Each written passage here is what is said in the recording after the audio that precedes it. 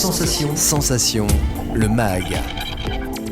Bonjour à tous et bienvenue sur Sensation en association avec TV78. Rénové et inauguré en 2006, le Théâtre Coluche dispose d'une scène de 16 mètres permettant d'accueillir aussi bien des grosses productions dans toutes les disciplines du spectacle vivant que des formes de théâtre plus intimistes. Pour parler de la programmation des prochains mois de ce théâtre, je reçois Florence Camoin, directrice du Théâtre Coluche. Bonjour Florence. Bonjour.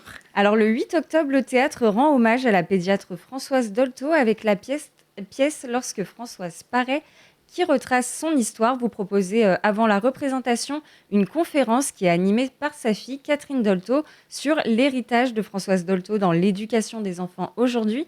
Qu'est-ce qui vous a plu dans cette représentation, Florence Camoin ? C'est Sophie Forte, qui est une comédienne remarquable, qui a apporté une humanité à cette femme extraordinaire. C'est une grande comédienne, en fait, Sophie Forte, et il faut vraiment la découvrir dans ce rôle, parce qu'elle joue la petite fille jusqu'à la mort de Françoise Dolto. Et on a tout le parcours de cette femme, bien sûr, avec le fils Carlos, Catherine, et tout le travail qu'elle a fait pour les enfants, pour les tout-petits, tout ce qu'elle a apporté à toutes les mères de famille, sans doute à travers la planète, bien plus qu'en France. Et voilà, j'avais envie qu'on lui rende hommage, d'abord pour un spectacle magnifique, mais surtout pour un parcours de vie exceptionnel. Et donc justement, avant cette pièce, vous organisez une conférence avec sa fille. Est-ce que c'est important pour vous de créer des espaces de discussion dans votre théâtre ? Le théâtre, c'est ça avant tout, de la discussion pour vous ? C'est nourrir les gens, c'est nourrir le public. Parce qu'avant de découvrir la version fiction de cette vie, de cette femme extraordinaire, j'avais envie qu'ils aient la réalité de terrain que peut nous raconter Catherine. Et surtout, la pièce ne parle pas du profond des livres qu'elle a écrits. Catherine, elle va nous parler du pourquoi sa mère a apporté quelque chose de plus à la pédiatrie et à la psychanalyse des enfants. Alors, dans un registre bien différent, votre théâtre reçoit un grand nom de la chanson française. L'artiste Cœur de Pirate se produit le 14 octobre. Je vous propose qu'on écoute un extrait et on parle de cette représentation juste après.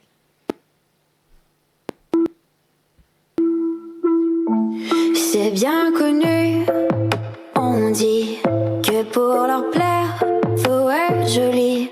Comprendre qu'il faut se taire quand on n'est pas du même avis. Et j'ai porté quelques jugements sur des bribes à quelques moments pour finalement en comprendre que je ne peux en faire autant. T'es belle, c'est ce qu'on a toujours dit, mais juste quand tu souris, pourquoi c'est toujours... Alors, l'artiste assure elle-même la mise en scène de son nouveau spectacle. Beaucoup de spectateurs sont attendus pour cette représentation, on imagine.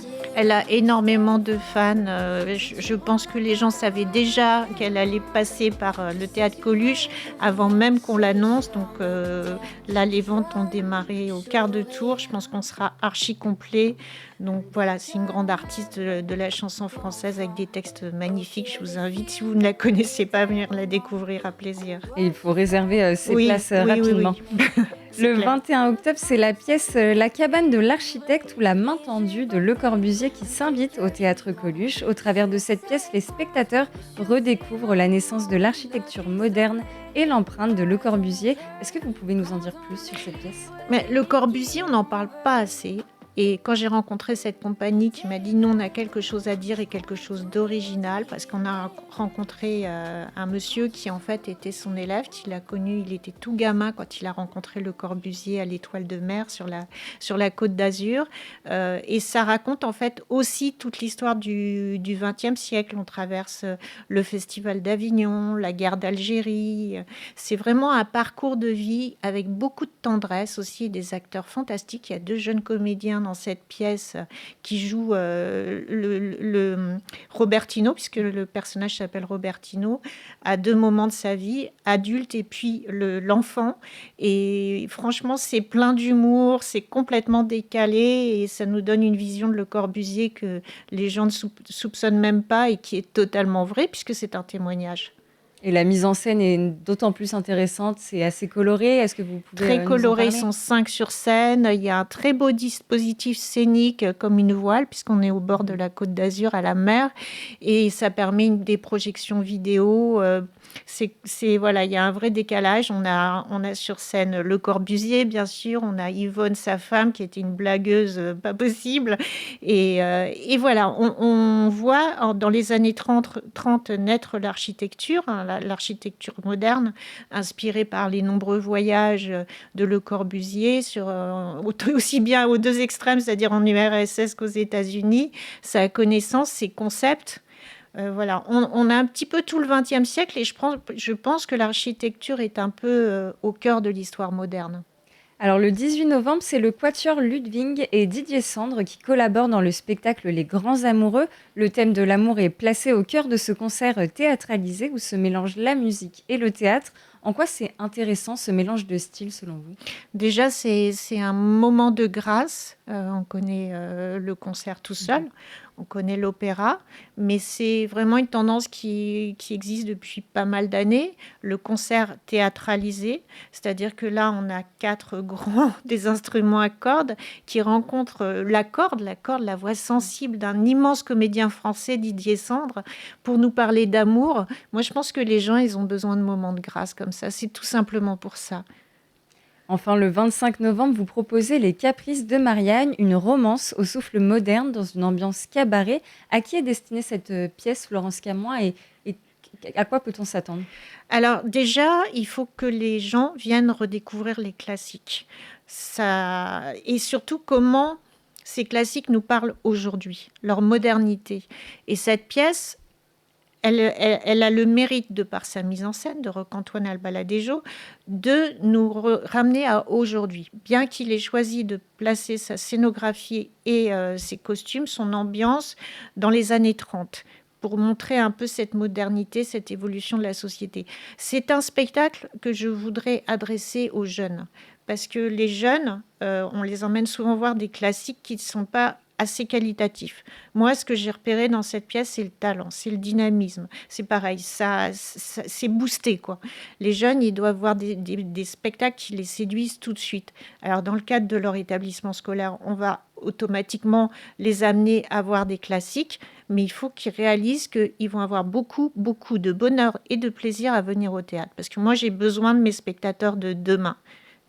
Et justement, vous réalisez de nombreux partenariats avec les lycées, les écoles de plaisir. C'est important pour vous de sensibiliser les jeunes comme ça à la culture? C'est vraiment très important dès le plus jeune âge, hein.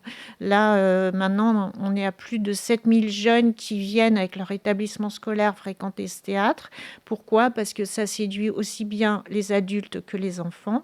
Moi, quand je choisis un spectacle pour enfants, il faut qu'il me plaise à moi en tant qu'adulte, qui a un double degré de langage, parce que c'est comme ça que les enfants vont apprécier le théâtre. Il faut qu'ils aient envie de revenir et sans que les parents les y obligent.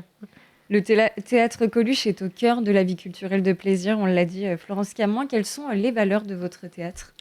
La diversité. Il faut que tous les spectateurs de la ville de plaisir puissent se retrouver dans ce théâtre. Donc je choisis vraiment, j'ai des goûts extrêmement éclectiques, donc je m'intéresse à tous les genres, à tous les types de théâtre, de cirque, d'humour, de magie, de danse aussi. Il y a beaucoup, la danse est très importante, d'opéra. Tous les styles, et ça va assez vite fait de trouver les meilleurs dans chaque domaine. Donc voilà, moi, mon boulot, c'est pas ce que j'aime, bien que j'aime tout ce qui est programmé, c'est d'abord ce que vont aimer les spectateurs et comment ils vont s'y retrouver eux. Et bien sûr, ce théâtre il est ouvert, hein. Il y a plein de populations et d'habitants de petites villes, de petits villages autour qui n'ont pas forcément un théâtre à proximité. Donc voilà, la porte leur est grande ouverte. C'est pas, voilà, un lieu réservé à un théâtre, c'est un lieu ouvert pour tous et dont les habitants de plaisir doivent être fiers, bien sûr. Merci Florence Camoin d'avoir été avec nous sur Sensation. Je rappelle donc que vous êtes la directrice du théâtre Coluche de Plaisir et on peut retrouver toutes ces représentations dont on a parlé et les actualités du théâtre sur votre site www.tech-plaisir.fr. C'est la fin de cette édition. Vous pouvez retrouver cette émission sur notre site et l'application Radio Sensation.